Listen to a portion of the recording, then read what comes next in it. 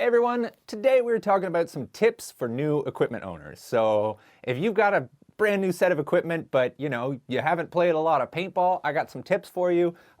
If you have been playing a while, chances are none of these will be news to you. You will know all of these things already. But it's useful for newer players that they just got a set of equipment and they're going to a field for their first time. And it's just, things to look out for, tips for you. And number one, the very, very most important one, and this may seem completely mundane to you, but it's still just like a good habit to get in, which is when you're setting up your marker, put the barrel bag on first. So before your air source, before your loader, put the barrel bag on first. Put the thing that keeps it safe on before you put the things that make it dangerous on. It's not a huge deal, but it's just really, really important. Field staff really, really appreciate that. It's nice to put a barrel bag on first. It just means that you're very safety oriented and field staff will appreciate that. They'll like it. So just things to consider. The next one would be know how to change the velocity on your marker, because if you don't know, whenever you go to a field, they're going to make you shoot over a chronograph that's going to show what speed you're shooting at, and you may have to adjust it, especially if it's a field you've never played at before. You may have to turn it down, you may have to turn it up, and you need to know how to do that. Like, there's a good chance that the field staff will know how to change your marker's velocity, but you can't rely on that. They might not. If you have something that they're not familiar with, they might not know how to do it, so you want to know how to do that. Otherwise, you may not be able to use your marker, or you'll be using your marker and it won't be as good as it could be. The next tip would be, if you're using anything that's not like normal or anything fancy, definitely check with the field staff first to make sure it's allowed.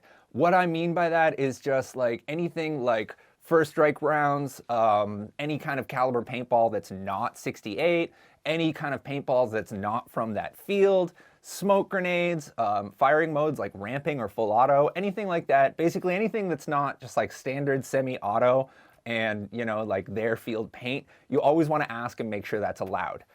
There are lots and lots of fields that do allow some of these things, don't allow some of these things, and there's fields that at some times will allow them and at other times won't.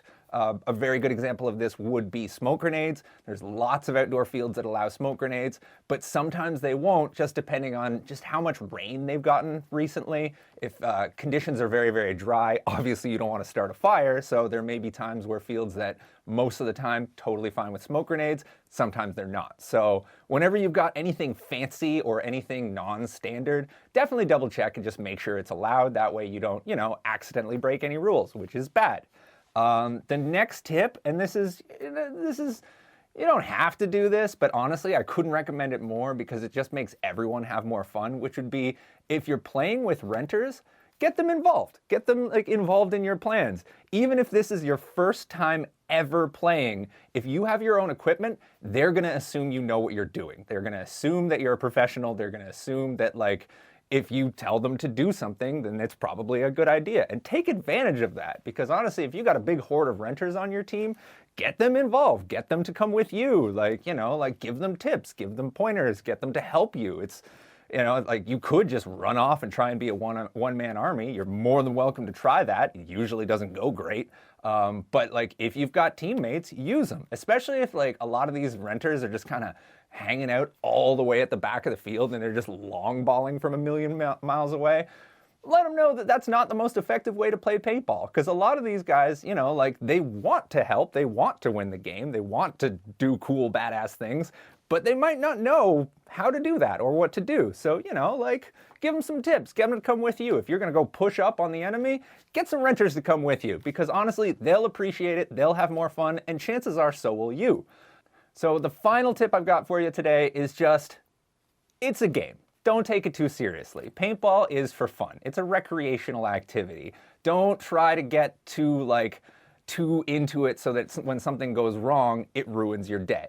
What I mean by that, what kind of examples, is just if you play long enough, you're gonna encounter cheaters. It's just part of the game. There are cheaters out there. If you play long enough, you're going to encounter people who are overshooting, people who are bonus balling.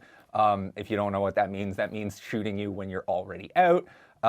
You're going to have equipment malfunctions. Things are going to go wrong. It's just the way it works.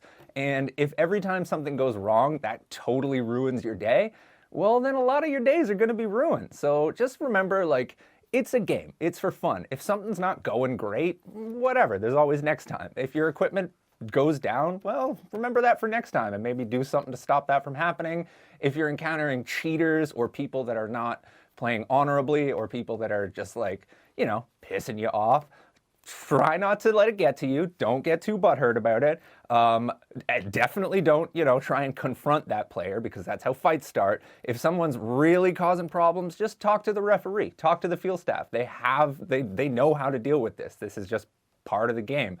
So yeah, like just don't let it get to you, you know, like water off a duck's back. If something goes wrong, there's always going to be more games. There's always going to be more chances for you to have a good time. So just like, yeah, just don't let it get to you. And yeah, that's pretty much it. Those are my tips. If you have any other suggestions or any other tips for like new equipment owners, let us know in the comments. Lots of people will appreciate it, I'm sure. And as always, thanks for watching.